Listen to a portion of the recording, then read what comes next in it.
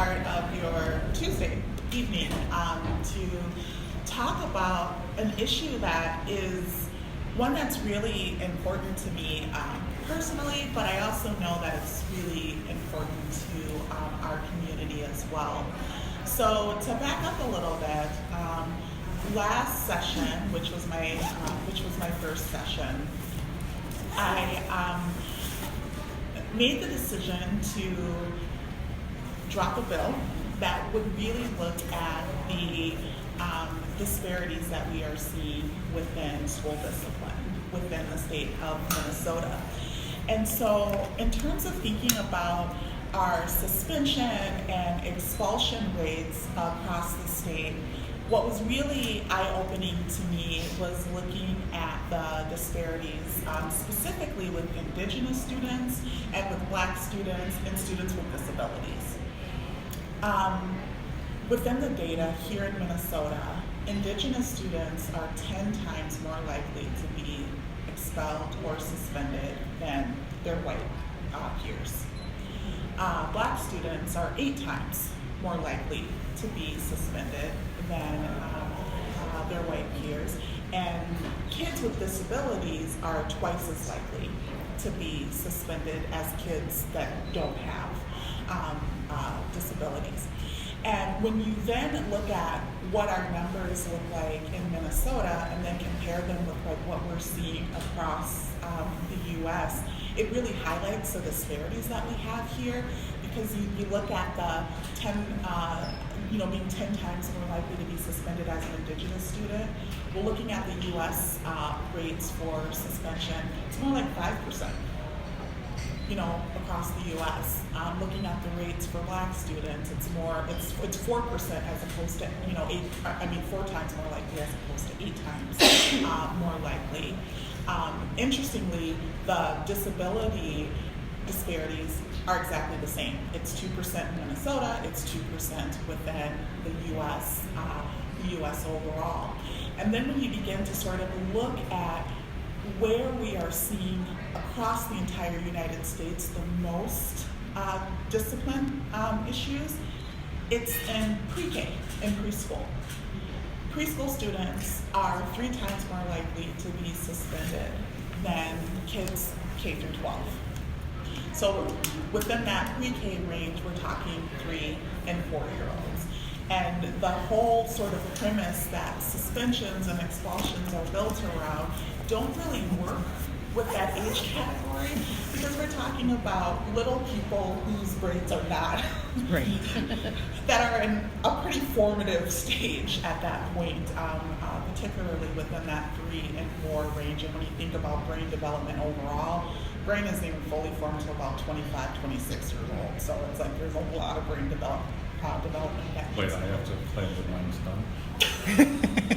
It should be. But again, like being able to see these disparities, it really spoke to a need to do some work in terms of addressing this. And when you look at the numbers across the United States, it's like the estimate is that there are 250 preschoolers a day that are suspended or expelled. Preschoolers. Mm-hmm. Pre-K. Shocking, isn't it? Yeah. Preschoolers. So as I'm hearing this data, and then you begin to talk about the links between school and K through 12 suspensions, and then looking at what are the likelihood of those kids finishing school, high school. What is the likelihood of those kids coming into contact with the criminal justice system? And it's like those suspensions and those expulsions are really translating into what we think of as a school to prison pipeline, because those kids are going to be 10 times more likely to come into contact with the criminal justice system at some point. And so with that, I had the idea of let's do some protection around some of our youngest learners. And so I developed a bill that would have effectively banned suspensions for students pre-K through second grade. And the response to that bill was like, this is too radical. Oh my gosh. This is a radical perspective to have. And I thought, okay, well, if it's defined as radical, it's probably not going to get very far. So let's try to do some realignment, and let's just start with something narrow that we all should be able to agree on. And let's push this back to a ban on pre-K suspensions. Here in Minnesota, we've got, I think it's 4,000 pre-K slots across the entire state. So we're talking really about a limited core. South St. Paul alone has about 100 of them. Yeah. Yeah. So we're talking about a limited pool that would really be impacted by an overall ban. And even with that limitation, the bill really faced a lot of opposition. And the opposition it wasn't from just one side of the aisle. There was opposition on all the aisles that exist. We've got a few different aisles here in Minnesota. We've got the Republican caucus has 2 caucuses. So across all the aisles, there was definitely a lot of concern about that. And so ultimately, the bill did not pass last session. It made it off the House floor. It was actually integrated into the omnibus bill, the Education Finance Omnibus Bill, which passed from the House floor. But because the bill that passed in the House was different than the finance bill that passed within the Senate, they had to have a conference committee to decide which pieces that there were agreement around. And unfortunately, there was no agreement around the school disparities piece. And part of this issue that I really wanted to be able to raise and highlight is this isn't just a conversation about the disparities. It's not just about the inequities. It's not about just a moral sort of imperative. All those things are there. But it also is the reality that there's an economic impact around having this level of disparity within the state.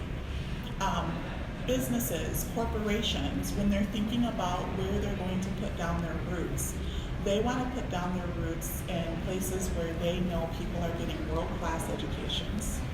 They want to ensure that they are going to have access to the best. They want students who are highly trained, students that are ready to work. And as they are seeing these level of disparities, these are definitely concerning to the business community, and it keeps some people from coming within our state because they're really looking for places where there are going to be less inequity so that they can get access to a better workforce. So part of this, conversation, because I definitely plan to continue to carry this bill into next session, and will continue to show up at the Capitol, whether I'm an elected official or not, to push this until we can get this through. Because if we do not begin to move beyond just the recognition of the problem and the admiring of the problem to some actual solutions, we are going to be continuing to have these conversations into the future, and it's going to continue to have an impact on the bottom line of the state in terms of their ability to keep employers here as well. And so what I wanted to be able to do tonight was just sort of set up a little bit of background behind the bill, but really be able to open up the conversation, because being able to get a ban on preschool suspensions is just a first step. And then there are all the questions that happen. So if we ban suspensions, then what do schools do? And that's the community conversation that I think that we need to be able to have. And that is where we can draw on our personal experiences and really think about crafting solutions that are maybe thinking outside the box. Years ago, I worked in a pre-K program through Model Cities in St. Paul.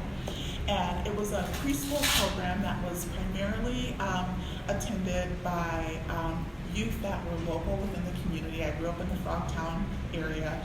Most of these kids were from Frogtown. And this was well before the time that we were talking about things like ACE scores, adverse childhood experiences, and things like that.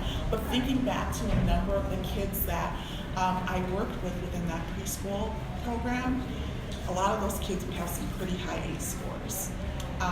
One that always stood out in my mind was a preschooler who had their mother was murdered right in front of them. And so you're thinking about like the trauma and the experiences that many of these kids had.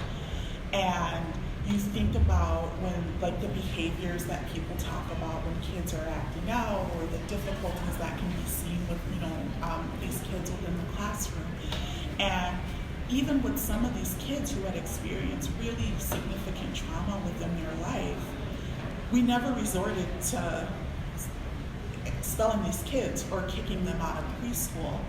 And one of the things that we focused on doing, because it was our center was like a community hub. And so there was a lot of work done in terms of working within the community to bring in volunteers. Every single classroom had at least one grandma.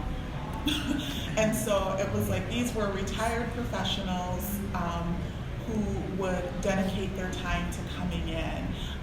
They all wanted to be in the infant room, but we needed them across the entire center. And within our pre-K classes, we had two grandmas that would come in a few times a week, and they came in as volunteers, so there was no impact, in terms of thinking about kind of the bottom line. But it really developed like this sense of community. And these kids that we would see within the program, we lived in the neighborhood too. So you'd actually get to know like who these families were. And so I feel like there are definitely some strategies in terms of ensuring that we have workforces that reflect the community that we're serving. We have teachers who live in the areas where they're teaching, and like how that can build levels of community, and also support within classrooms who are oftentimes struggling when you have students with high needs. So I've been talking a lot, so I'll just sort of open it up and would love to hear just sort of your reflections, perspectives, and thoughts.